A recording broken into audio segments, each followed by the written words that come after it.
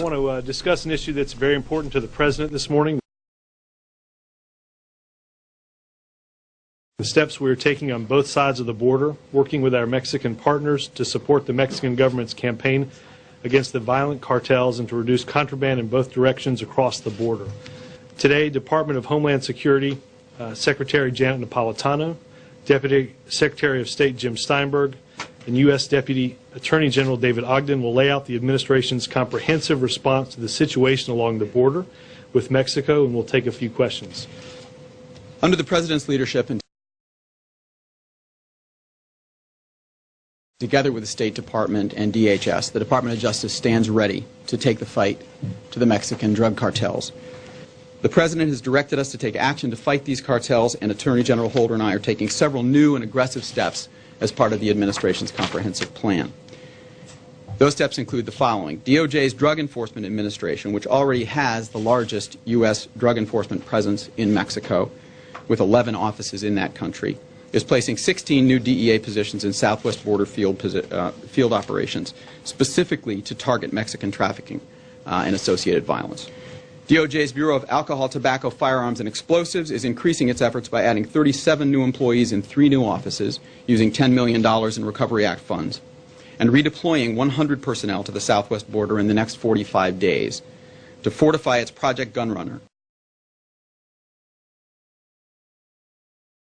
which is aimed at disrupting arms trafficking between the United States and Mexico.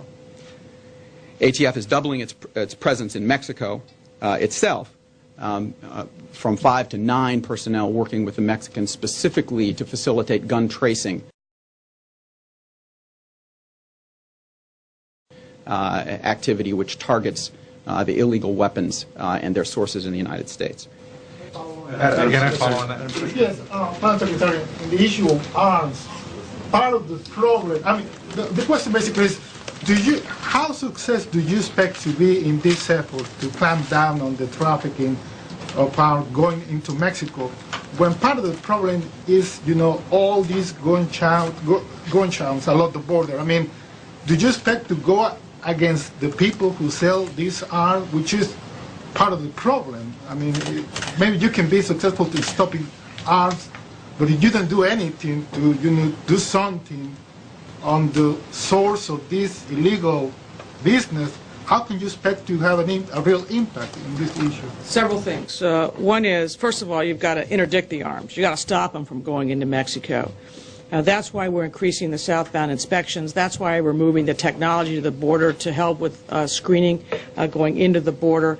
We're coordinating with Mexico because they can do more by way of southbound screening on their side of the border. But then the Department of Justice moving their agents down there, as David said, and increasing tracing. That will help us identify who is putting those arms into the arms, those guns into the arms of the traffickers moving south. And out of that, there can reasonably be seen more prosecution of actual arms dealers who are intentionally and knowingly putting arms into the hands of the smugglers. So that is part of the reason why the Department of Justice is such an essential part of this initiative on Mexico.